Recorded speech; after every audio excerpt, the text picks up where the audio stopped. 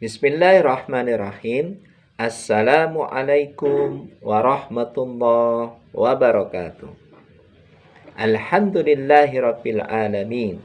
Wassalatu wassalamu ala asyrafil mursalin sayyidina Muhammadin wa ala alihi wa ashabihi ajmain, amma ba'd. Bagaimana kabar antum, ananda para juara kelas 3 di hari Jumat ini? Alhamdulillah, luar biasa. Allahu Akbar, yes, yes, yes. Allahu Akbar, yes. Nah, syukur alhamdulillah, di hari yang baru, di hari Jumat yang merupakan Sayyidul Ayyam, penghulunya, tuannya hari-hari dalam satu pekan. Semoga dari hari ke hari, dari waktu ke waktu, kita semakin meningkatkan amal ibadah kita kepada Allah Subhanahu wa ta'ala. Begitu pula antum dari hari ke hari, dari waktu ke waktu, semakin meningkat semangat belajarnya, sehingga bisa mendapatkan berkah dan ilmu yang bermanfaat. Amin amin ya rabbal alamin. Ananda para juara kelas 3 yang berbahagia, pada kesempatan PSI di hari Jumat tanggal 23 Oktober 2020, Ustadz akan menyampaikan satu firman Allah Subhanahu wa ta'ala di dalam surat Al-Isra ayat 23. Nah, siapa yang sudah hafal surat Al-Isra ayat 23? Oke. Ya, bisa dicek di Al-Qur'annya. Surat Al-Isra ayat 23. Allah Subhanahu wa ta'ala berfirman, A'udzu billahi minasyaitonir rajim. Bismillahirrahmanirrahim. Wa qadha rabbuka alla ta'budu illa iyyahu wa bil walidaini ihsana. Tuhanmu telah mewajibkan agar kalian itu hanya menyembah kepada Allah. Wa bil walidaini ihsana, dan Tuhanmu telah mewajibkan agar kalian berbuat baik kepada kedua orang tua, kepada ayah, ibu, kepada abi dan uminya. Ya. Ananda para juara kelas 3 yang berbahagia, dari firman Allah Subhanahu wa ta'ala tersebut ada dua pesan yang merupakan kewajiban kita. Nah, yang pertama apa? Yaitu hanya beribadah kepada Allah, hanya menyembah kepada Allah, hanya taat kepada Allah Subhanahu wa ta'ala.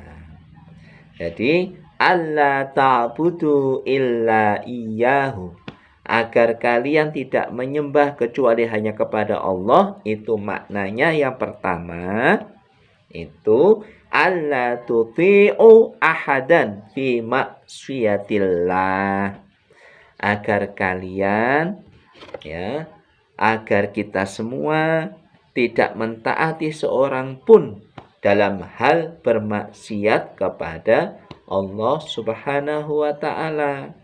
Nah, misalnya kalau ada di antara teman antum, ya, yang kemudian mengajak berbuat salah, ya, bermaksiat kepada Allah, misalnya mengajak untuk rame ketika belajar, mengajak mainan ketika antum belajar di rumah, atau kemudian mengajak bermain saat waktunya sholat, mestinya harus segera sholat, maka jangan ditaati, ya, jangan ditaati.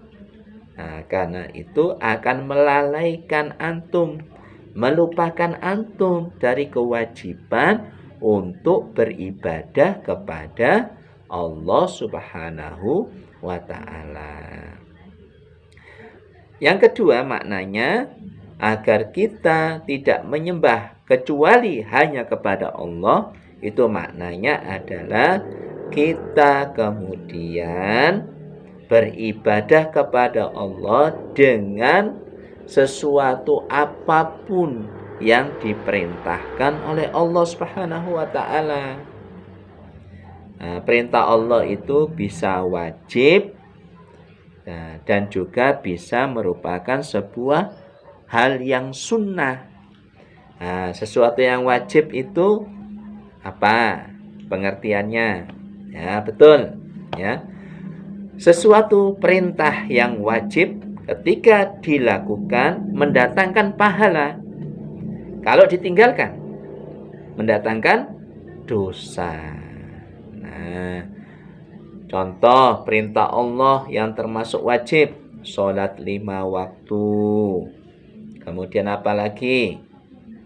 Nah, puasa di bulan Ramadan, berbuat baik kepada kedua orang tua, menuntut ilmu, ya, berlaku jujur, ya, berbuat punya akhlak yang mulia kepada sesama manusia, kepada teman. Nah, termasuk berbakti kepada kedua orang tua, itu sesuatu yang wajib. Jadi harus dilakukan agar kita mendapatkan pahala dan ridho dari Allah Subhanahu wa taala. Berikutnya sesuatu yang sunnah. Perintah Allah termasuk sunnah. Sunnah itu apa? Ya, kalau dilakukan mendatangkan pahala, kalau ditinggalkan tidak mendapat apa-apa, betul. Tapi rugi, ya. Sesuatu yang sunnah itu bisa mendatangkan tambahan kebaikan bagi kita. Ya, jadi kalau nggak melakukan misalnya membaca Al-Quran, sholat sunnah, itu rugi. Nggak ada tambahan pahala, nggak ada tambahan kebaikan untuk kita. Nah ya, begitu pula kita taat kepada Allah, beribadah kepada Allah itu dengan meninggalkan sesuatu yang dilarang oleh Allah. Jangan melakukan sesuatu yang dilarang oleh Allah itu, berarti bisa haram, ya, bisa haram. Haram itu apa? Ya, kalau dilakukan mendatangkan apa? Mendatangkan dosa, betul. Kalau ditinggalkan mendatangkan pahala. Contoh sesuatu yang haram dilarang oleh Allah itu apa? Ya, berkata kotor, ya, menghina teman, berbohong, berbuat curang. Nah, makanya pas ujian jujur mulia, menyontek hina. Nyontek saat ujian itu berdosa, ya. Kemudian menyakiti hati kedua orang tua, durhaka kepada kedua orang tua. Nah, itu sesuatu yang haram, ya. Kalau dilakukan, wah, itu mendatangkan dosa. Ya, kalau ditinggalkan perbuatan yang haram tadi, insya Allah mendatangkan pahala dan ridho dari Allah Subhanahu wa taala. Ini pesan Allah yang pertama, ya, agar kita beribadah hanya kepada Allah. Yang kedua, pesan Allah adalah kita berbuat baik kepada kedua orang tua. Berbuat baik itu pada kedua orang tua, mendoakan kedua orang tua setelah sholat 5 waktu dengan doa apa? Allahumma ghfir lana wali walidaina warhamhuma kama rabbayana shighara. Ya Allah, ampunilah dosa-dosa kami dan dosa-dosa kedua orang tua kami. Ya, sayangilah kedua orang tua kami, ayah ibu kami, sebagaimana mereka menyayangiku di waktu kecil. Begitu pula kita berbuat baik itu patuh taat kepada kedua orang tua. Kalau perintahnya memang adalah perintah kebaikan. Begitu ya. Nah, Begitu pula tidak kasar kepada kedua orang tua, tidak berkata yang keras kepada kedua orang tua, tapi tutur katanya kepada kedua orang tua itu lemah lembut, menyayangi kedua orang tua. Kalau masuk rumah, keluar dari rumah, mengucapkan salam, ya, sungkem kepada kedua orang tuanya. Kalau meninggalkan rumah, izin kepada kedua orang tuanya.